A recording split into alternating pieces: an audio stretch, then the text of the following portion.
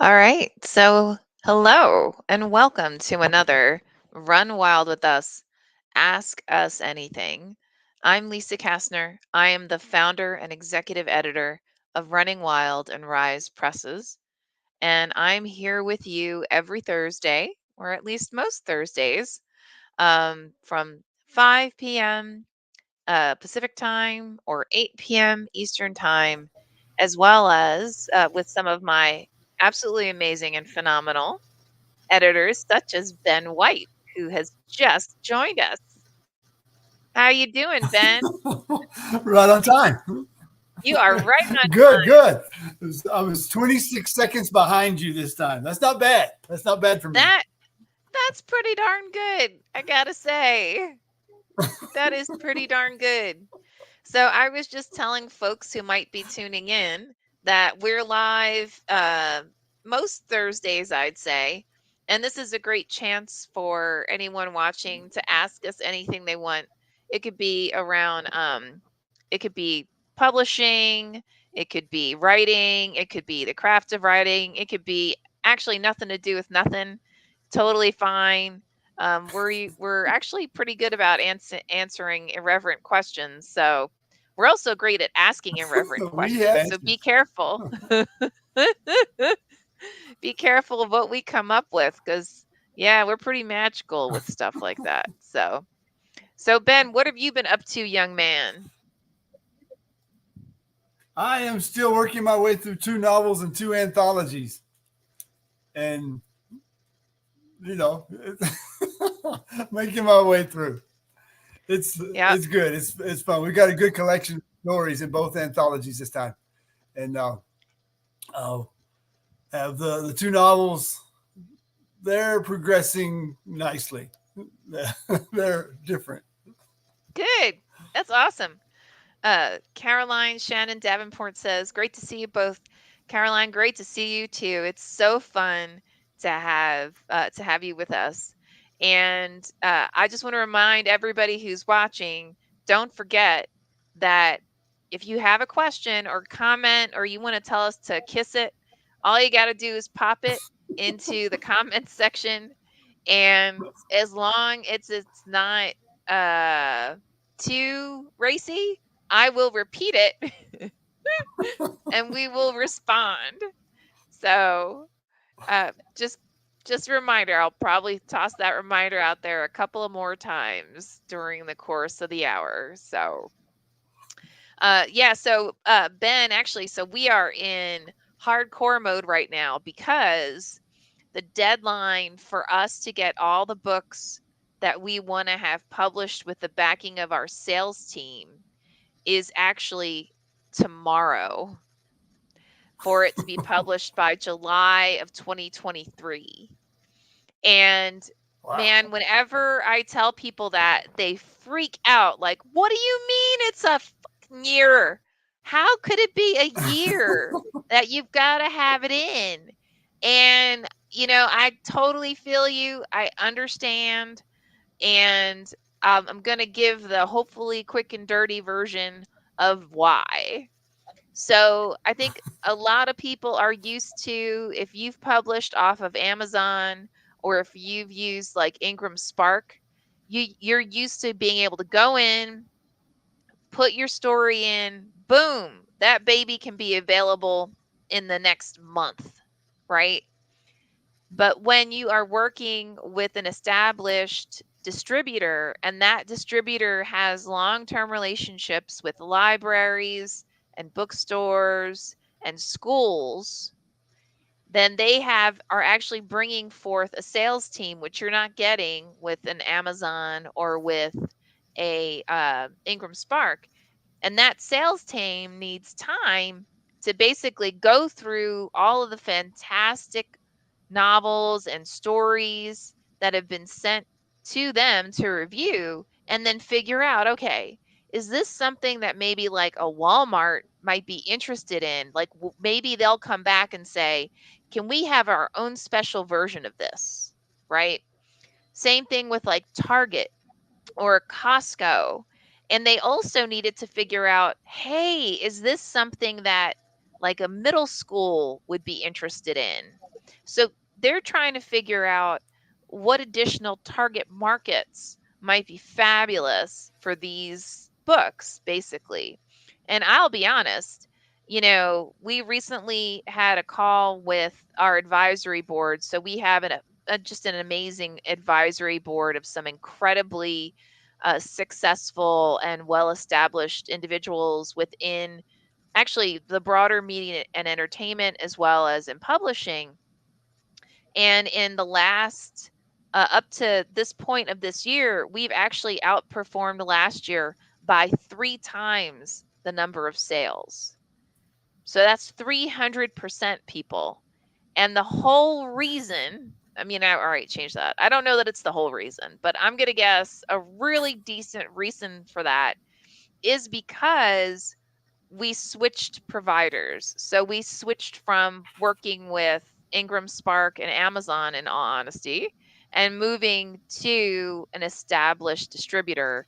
And that made a tremendous difference in terms of where we could actually get our books placed, both ebook and paperback.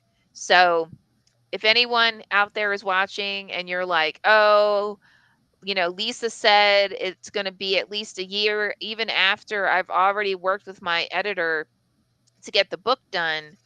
That's why. And I honestly think, considering you're getting all that, we are getting all that with this new distributor. I don't mind an additional year. I'm good with that. I think it's actually pretty darn good. Because I've heard from others in the industry that when they work for or they work with one of the big four publishers, unless you're a really well known and established entity or IP, intellectual property, right? You're some amazing superstar author. You could be, it could be 2 years out before your book's going to actually hit the market. And I've even heard as, it's not normal, but I have heard on occasion as far out as like 2.5, 3 years. So like I said, I don't mind a year. I'm thinking from the moment that the book, everyone blesses it as being solid and ready to hit the market, I think that's pretty decent. So and I also, like Ben, have been working my tushy off. I'm working on 2 novels. Um, I think, I hope, I pray that we actually have both novella anthologies done, including like all the cover, all everything, and ready to go to the distributor now so that we can have them out in the first half of 2023 versus in the second half. Because I would love to have them out in time for summer so that when people are traveling and they're visiting their families and all that kind of thing, they could have an anthology in their back pocket, you know? Yeah. So that was my maniacal thought. Working on it. So I'm working on it. we're working on it. Cremo says, hello, you both are beautiful. Ben, it's all you, man. You make us glow. It's about time somebody noticed. I know sometimes it takes a while, but eventually they get there. Oh, that's awesome. Waiting. Yeah, he has. He's been desperately waiting. He's just been sitting here any day now. Someone is going to say, Someone. Ben.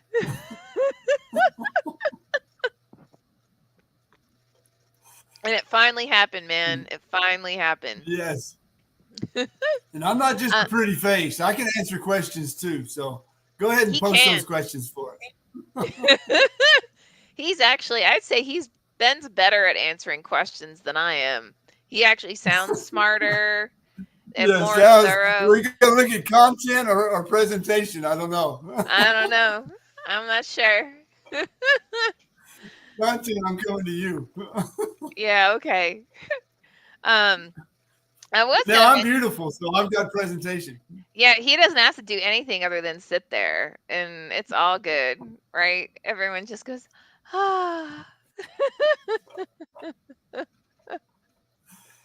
It could be true. I don't know. I'm sure since we started this, you've gotten many, many marriage proposals. So, you know, Yeah, that's right. that's right. And your wife doesn't care. She's just like, "Psst." No, no. She's screening them to see which one will take me the quickest.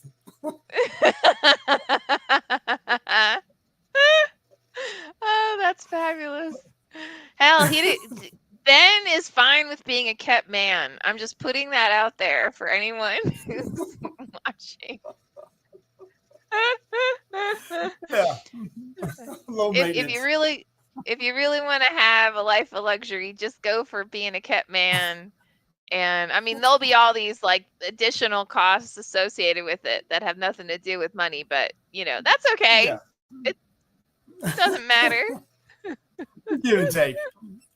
Yeah, exactly. Anything can be monetized. It just depends on what you consider to be the commodity and the monetization. It's all no big deal. No big deal. No big deal. Um, I was gonna I don't know, I'm not gonna talk about I'm not gonna be specific in terms of the books that I'm editing, but I thought I would mention a few like themes, I guess, in terms Mhm. of like craft opportunities that if you're a writer or an editor and you're currently working on a piece, it might be good for you to look at. Does that make sense to you, Ben? I thought maybe Yeah, you could do the same thing. I'm sure. Cool. Um, so in one novel, which is fabulous, because these are novels that we've already acquired, right? So we already know they have a ton of potential. Like that question is not out there, right? I'm more so talking about how we're bringing these to like the whole next level. So one of them,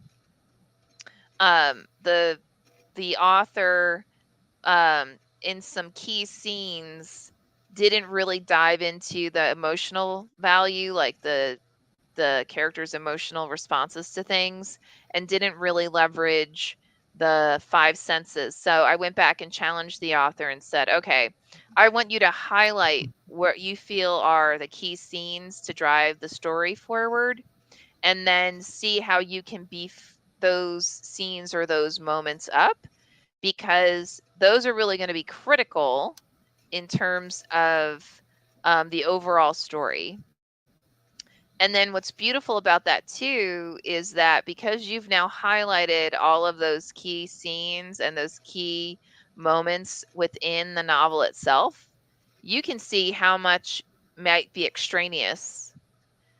So what I mean by that is sometimes as authors, we are so fascinated with all this stuff around the core story that we go off on these tangents, right? And a lot of times those tangents, it might be really interesting for the author, but it's not so interesting for the reader. So it kind of, by doing this exercise, it performs a dual function. One, again, of really beefing up and uh, making those key areas, moments that are around your core narrative really sing, and also let you see what's extraneous. Now, what's interesting is the other novel that I'm editing right now has similar challenges, where it's a historical novel, and actually both pieces have the same issue as well. Um, it's a historical novel, but you don't know when in history. So the author never defines, oh, this is Missouri in the year 1200. We have no idea. And it's not referenced as well within the manuscript, right? So there's no heading that says this is the year 1200, and there's nothing within the scene that tells you this as well.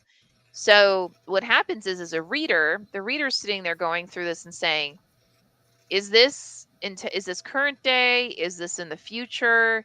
Is this like a third planet? Like, I don't know, right?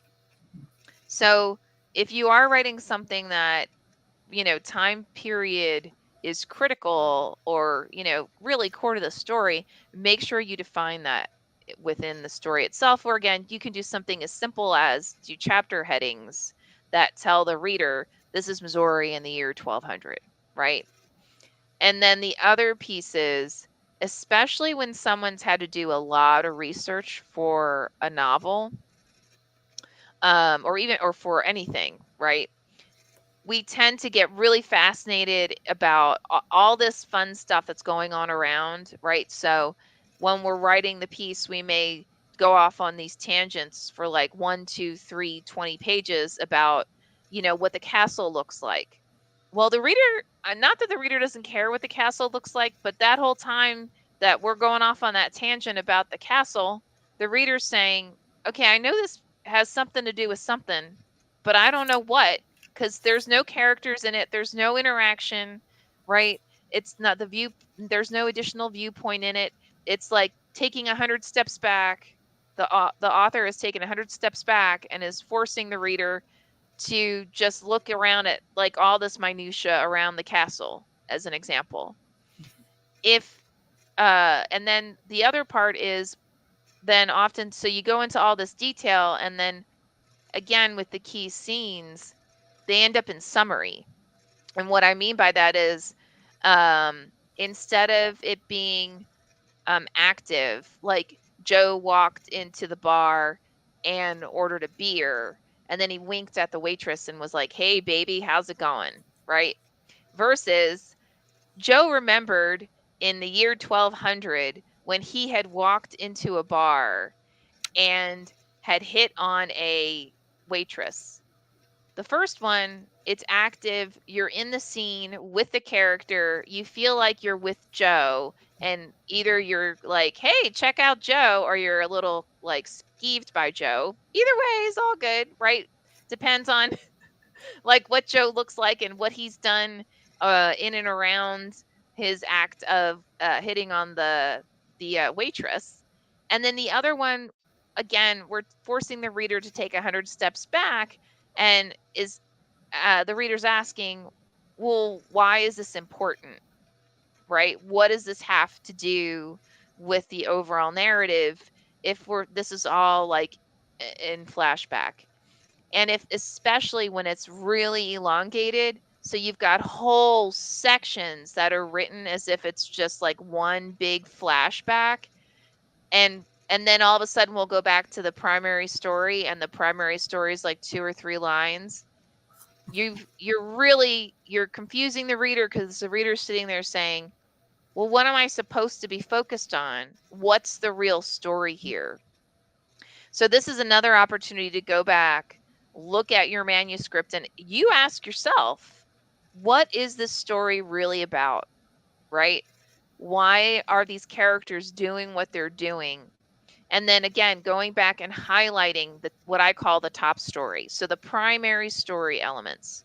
If you go through and you do that exercise, you will see really fast, like, oh, I've got 20 pages of describing Joe's dog, and no one knows why. Oh, and by the way, Joe's dog actually has nothing to do with the primary narrative, right?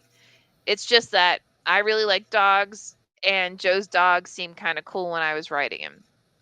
So these are just some things that, as a writer, when you're going back and you are massaging your story, you're going through and doing additional revisions to it that can really help you in honing it. I guess you could say like faster, for lack of a better term. But how about you, Ben? What are some things that you've seen as you've been going through the pieces?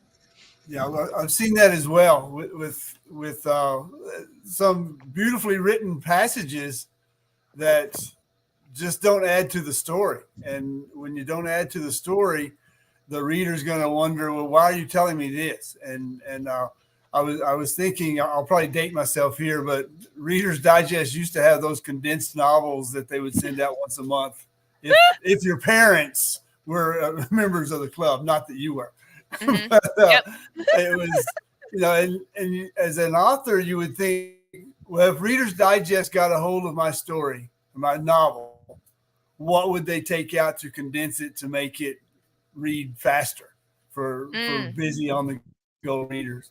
And usually that even that my mindset was saying, what is this adding to the overall story? And I was working on Escape Route as an editor, and it's set in New York, coming of age story in New York. And of course, New York is full of characters that you'd love to have in your story.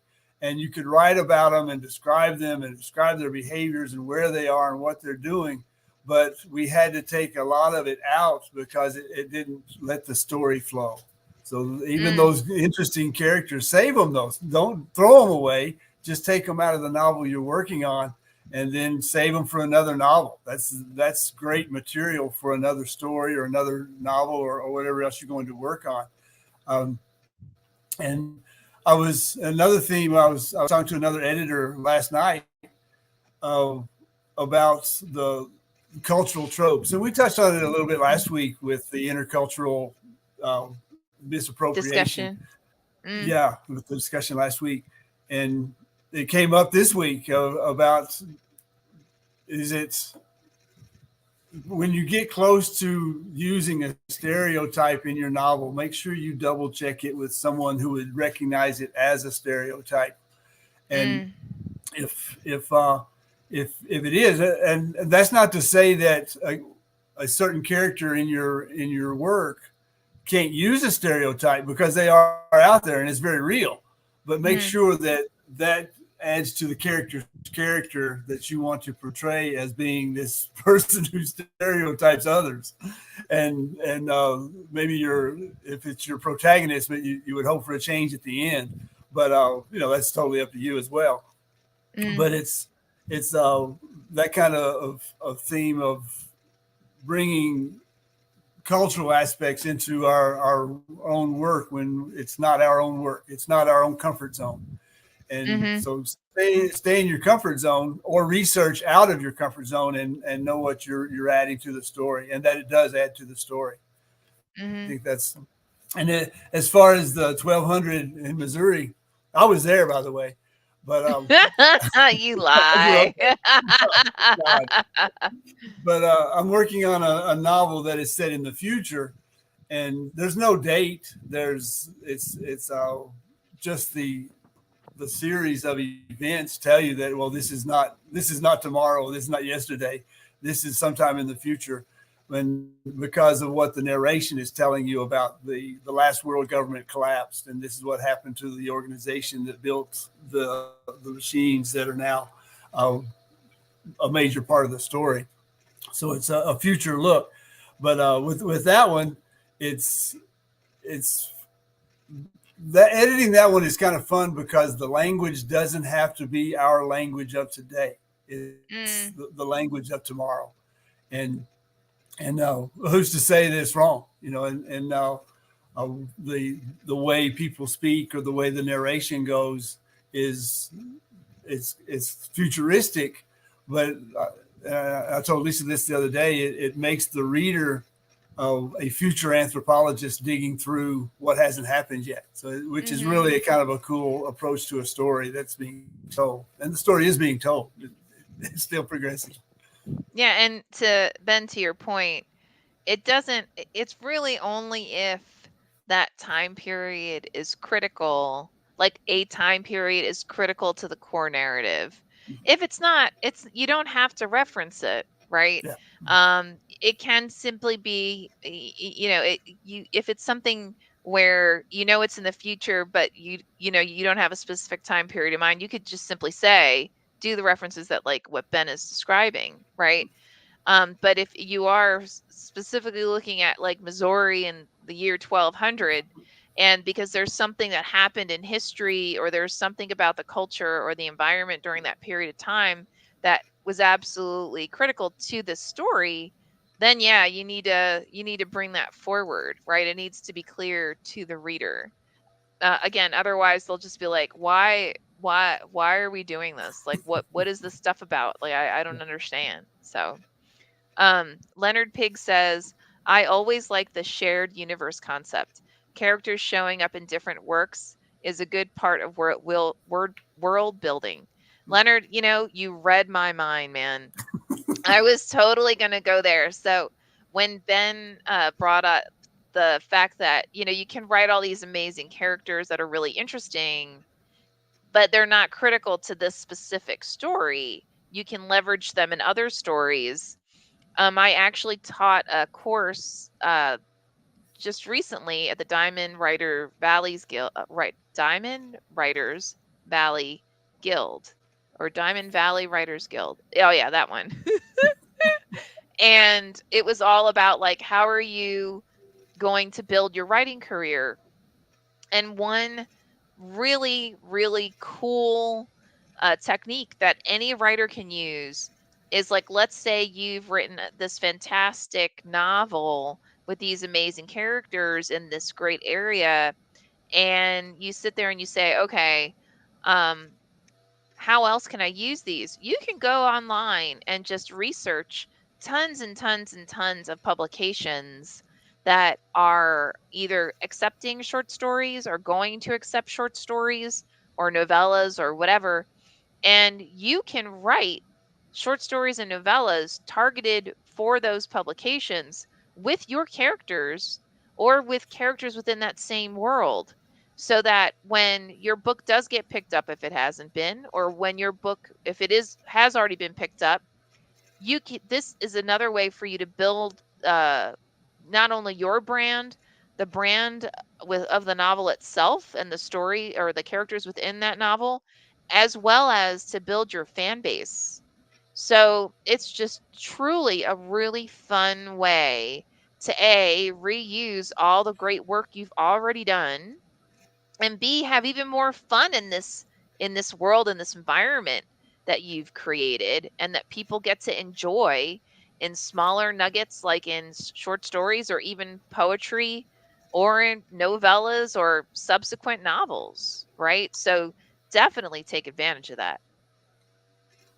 Dawn McIntyre says, "Hey guys, hey Dawn."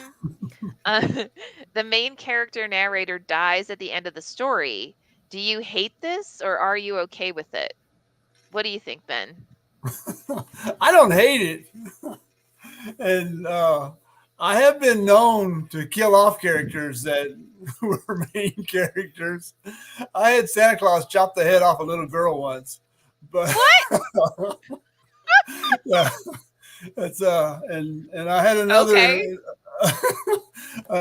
another character get chopped up and put in the pumpkin when somebody was carving out the jack o' lantern. They found the pieces, but but so there, if that's the way the story takes you, and the way it should end, that's the way it should end. Of All course right. you've The just fact that you just said that Santa chopped up a little girl and that's the way it should end, you realize I'm slightly horrified right now, right? I mean, I'm not yeah, like entirely horrified, but I'm like, what? Okay, keep going. yeah. I'll send it to you. See if it makes an anthology. Oh, yeah, sure. But Don, once you do that, you ruin the chances for a sequel. and That's okay too. If that's the way the story ends, that's the way the story ends. So I would look at the writing, and before I say, well, I hate the fact that the main character, the narrator, dies, but I hate it for all the right reasons, Hmm. and because you were really invested in that voice, and now it's gone, and that's an emotional ending that works. When they make the movie, they'll change it, but that's the way Hollywood works, and they'll clean it up for you. They'll give you the sequel rights Now, because Rambo dies in the book. If you didn't know that, Rambo dies in the first book. There is no sequel. I didn't know that. Yes. Oh, wait, maybe. Wait. It's The been a long run time since I read Rambo, but yeah. Yeah, Now first I'm blood. kind of like, There wait, is yes no I did. second blood. Yeah, that's right. There's no second blood. All right, good point. Um, I'm gonna slightly contradict Ben in that um I agree. I don't if it works for the story itself, then it's fine if the main character or narrator dies, right? It is what it is. You have not, though, limited yourself by this. You can have the character show back up again. You just make it in the past. Right. Pretty Or cool. maybe you make him a zombie. I don't know. Make him a ghost. That might be fun, right? It's a great way that if that wasn't already horror or mystery, you could cross some genres there, right? And make him a zombie and have like Rambo True Blood Zombie Edition, you know.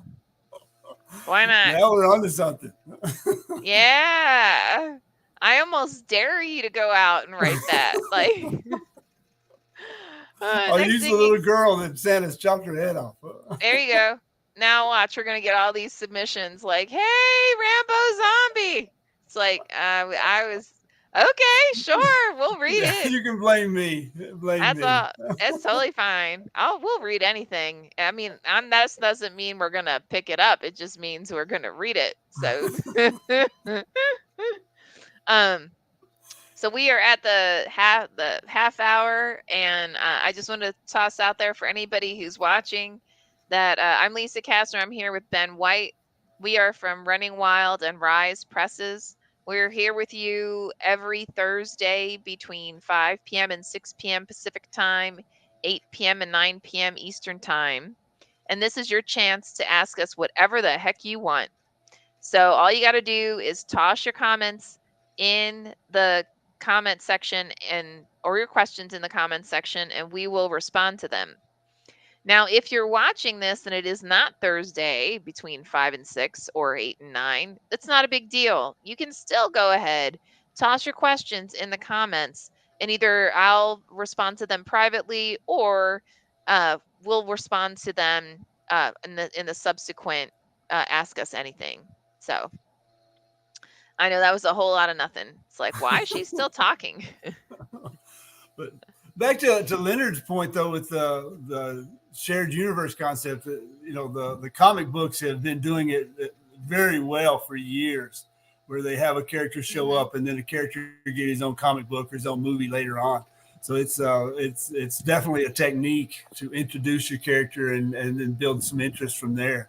I see it as the same as having a short story in an anthology that advertises for a longer piece, especially if the short story is from a longer piece. It gets a following, and then you can capitalize on that following. Yeah, I totally agree.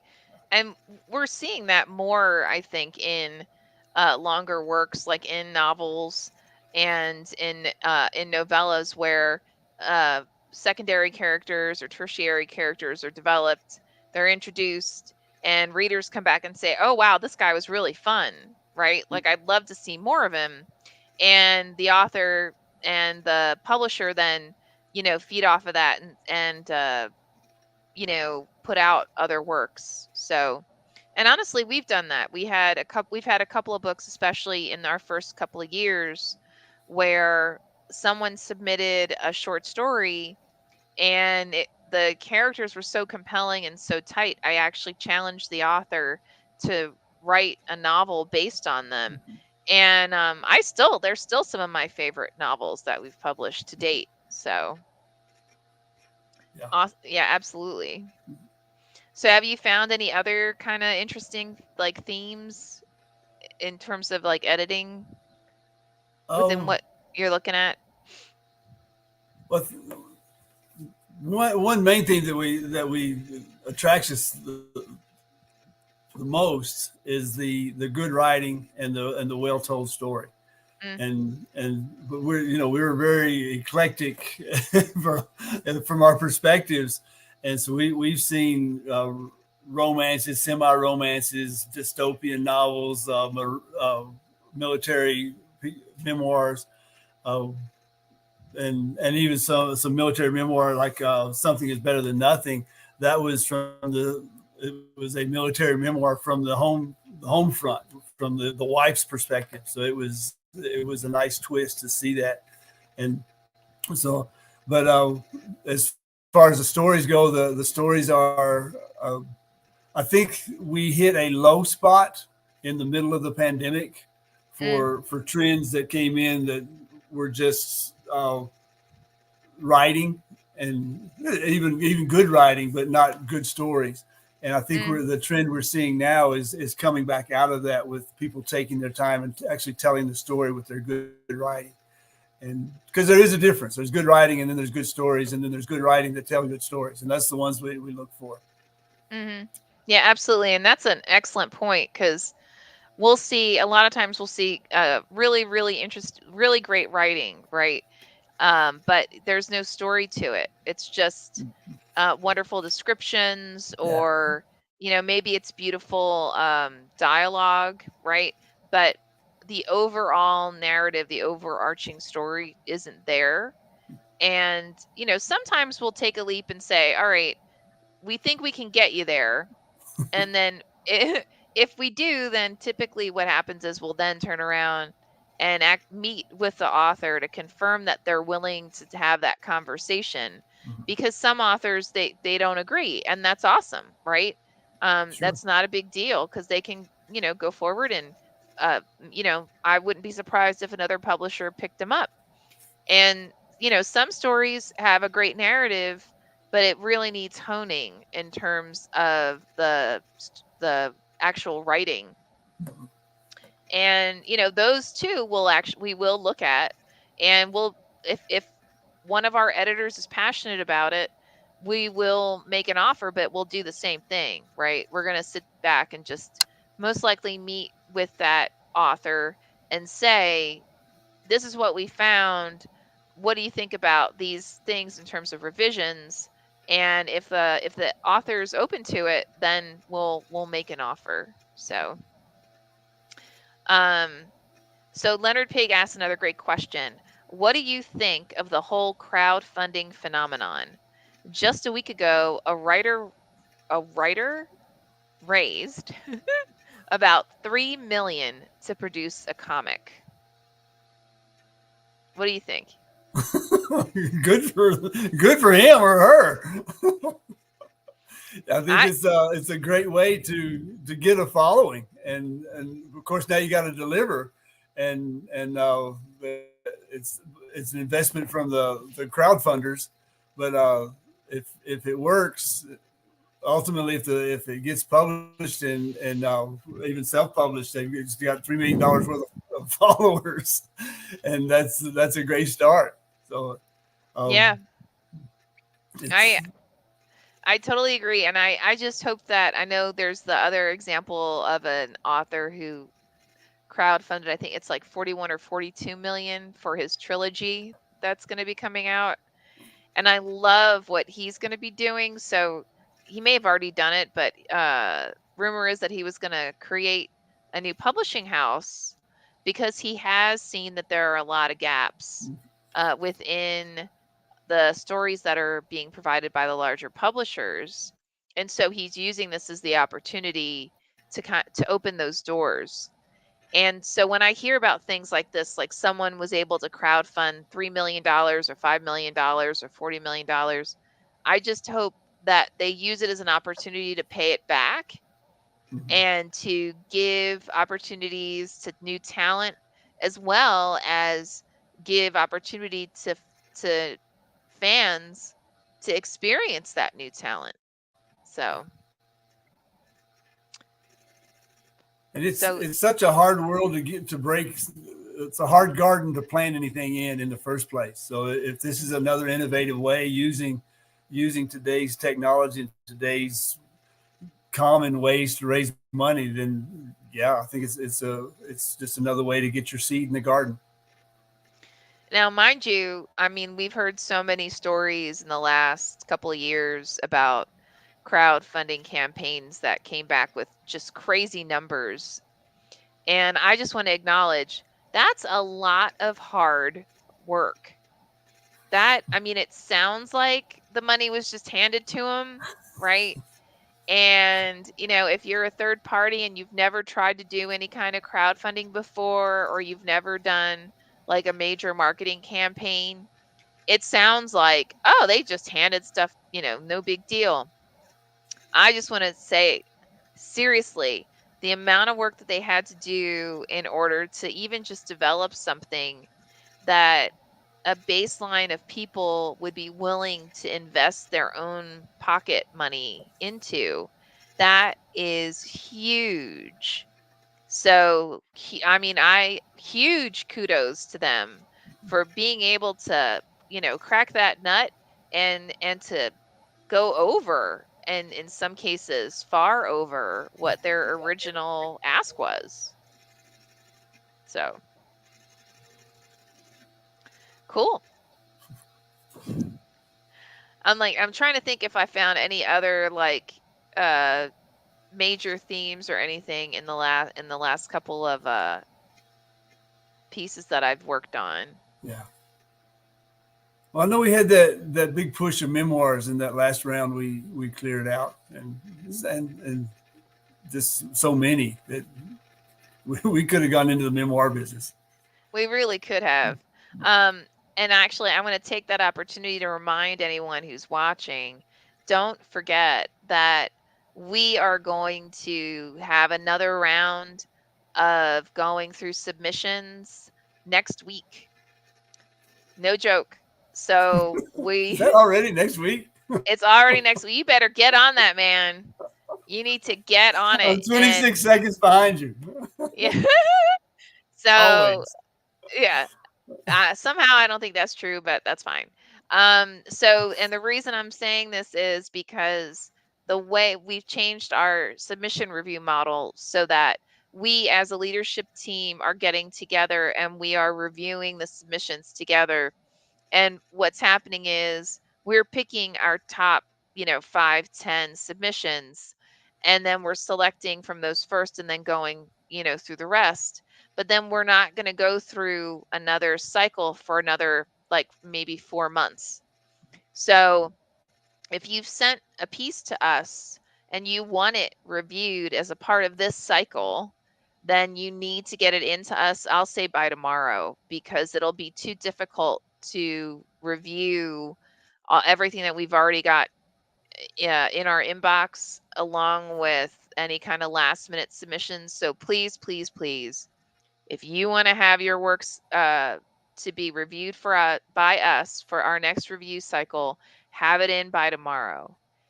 If you don't, that does not mean we won't look at it. What it means is that we are actually going to have, it won't get that over the larger team review until 4 months from now. So, like I said, put it in. It's on submittable. All you have to do is do a search on Running Wild and you will find our submission page. And it's for everything from novels, short stories, novellas, and any kind of nonfiction, as long as it has a narrative arc. So I'm gonna hound on that, because lately we've gotten some submissions that were not. It was like, how to grow your favorite tree in your backyard. No, no, no. We don't we don't do cookbooks, right? We don't do. I'm saying this, and watch next year we'll do a cookbook, but I'm just saying, like, we don't. It has to have a I'm going to narrative submit arc. one.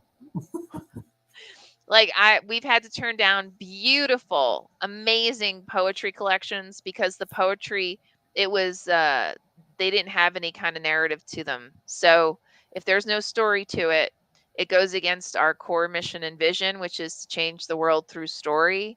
So no story, it means it immediately doesn't align. So just, if you get turned down by us and uh it didn't have a narrative in it, it's probably, that would be why. It's just because it doesn't fit with our mission. So, um, so Caroline says, Lisa, I just finished reading Jersey Diner.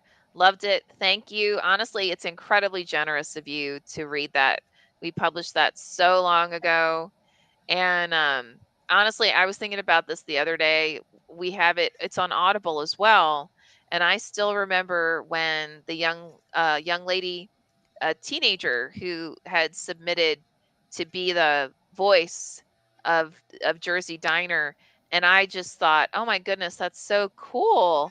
So, anyway, if you ever want to read the Jersey Diner, the version that's an audiobook, it's actually pretty fun. It's a fun read, and it's available on Audible. Um, and Caroline also just sent us a novel, Last Chance Irene, which is fabulous. I'm looking forward for us to go through that as part of our submissions. So, and it seems like our characters have a lot in common. So they're both psychos. That's great. um, so, and Tasha Hutchison. Tasha is one of another phenomenal authors. So we published her book Broken Petals recently. It's gotten a lot of great attention through it's through Rise. Tasha's actually absolutely fabulous. It's women's fiction. Guys, you need to go online. You need to search on Broken Petals. Pick it up from like bookshop.org, right? Because she is fabulous.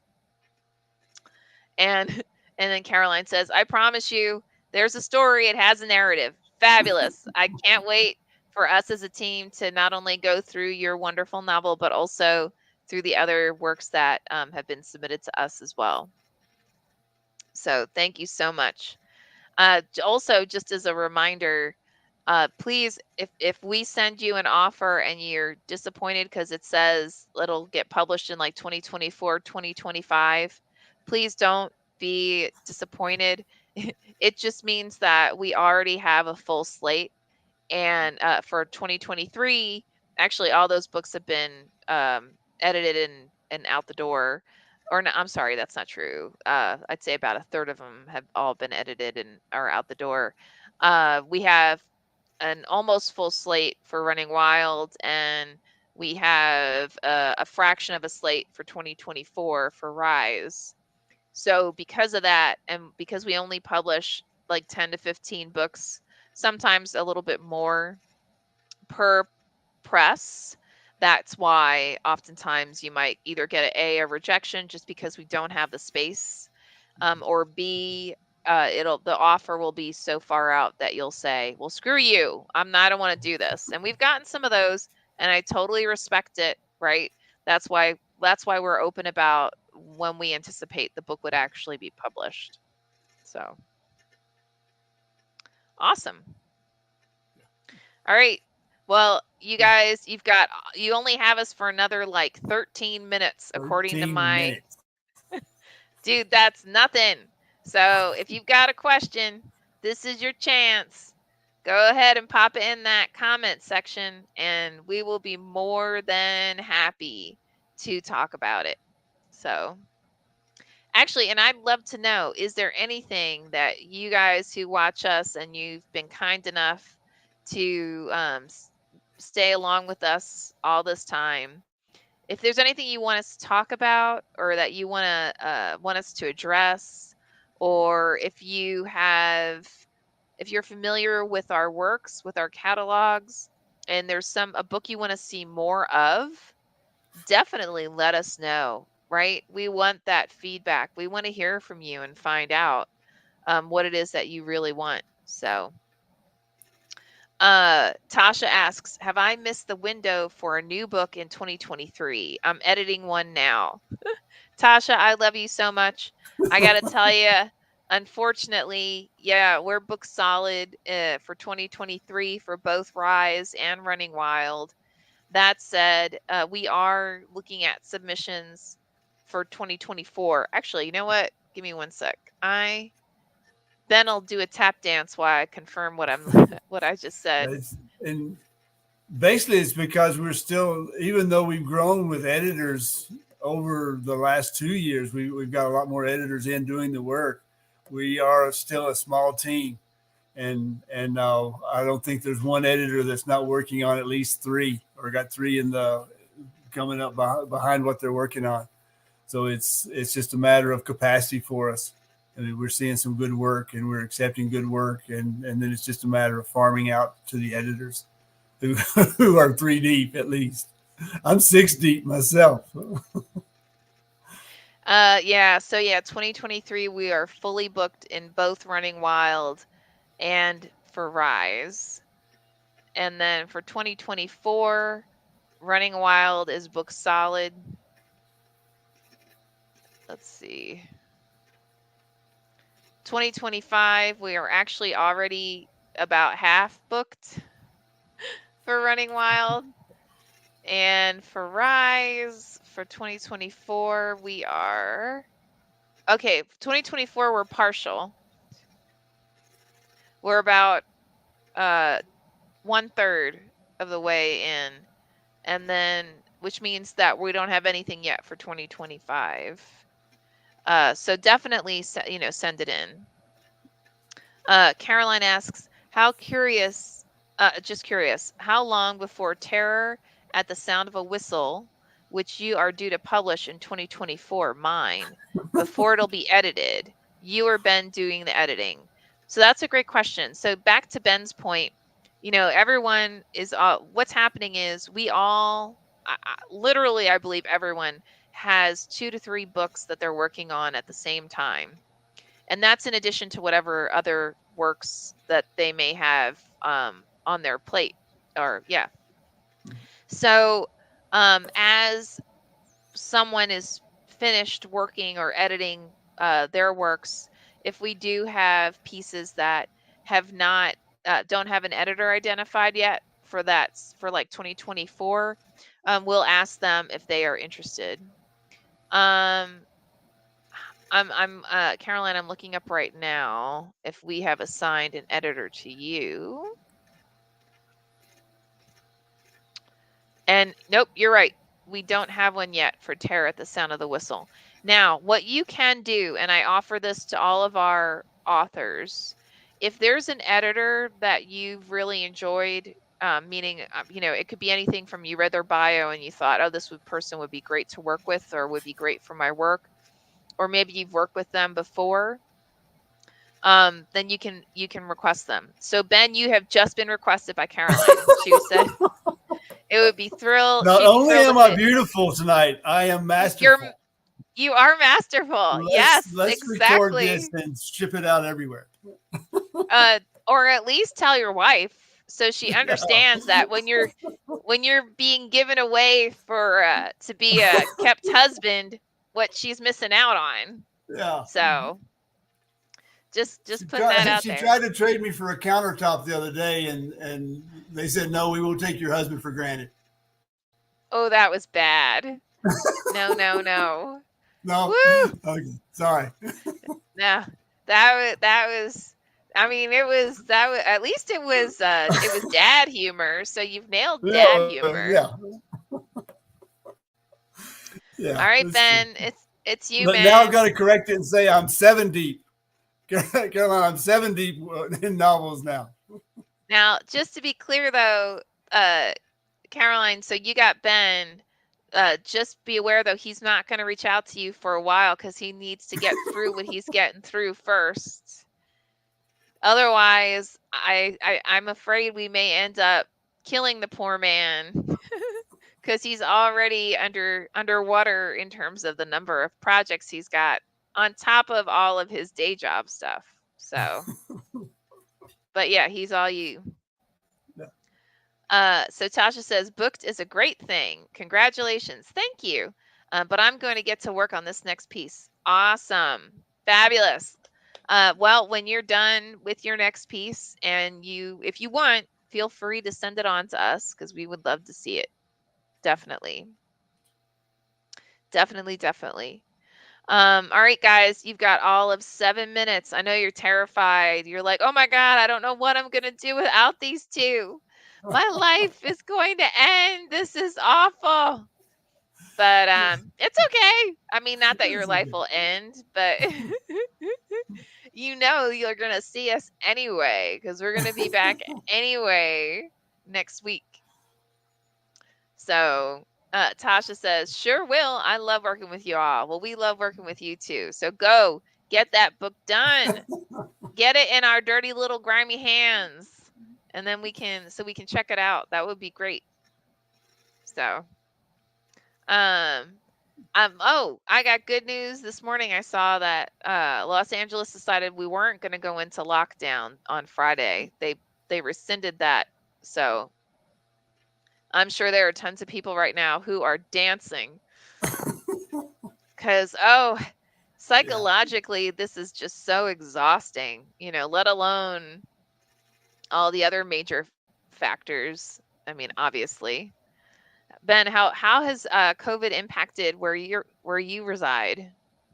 We are still trying to come out of it, especially at the school. I teach at Central New Mexico Community College, and we've been in Zoom rooms for 2 years now, and it's Uh, it's getting old, but now it's the effort of trying to get instructors back to the classroom and students back to the classroom. So selling it is we're probably about 50-50 right now with people coming back to the classroom. But of course, here in New Mexico, we have um, the Navajo reservation, and they're still very cautious and closing down, and mm, and so it's I think the BA5 was the most precedent of the disease at this point, so it's very contagious, and so we're struggling, but we're still mask free. So I guess that's something, or mask optional. I guess not mask free. mm. Yeah, I was at the natural or the science California Science Center this past weekend.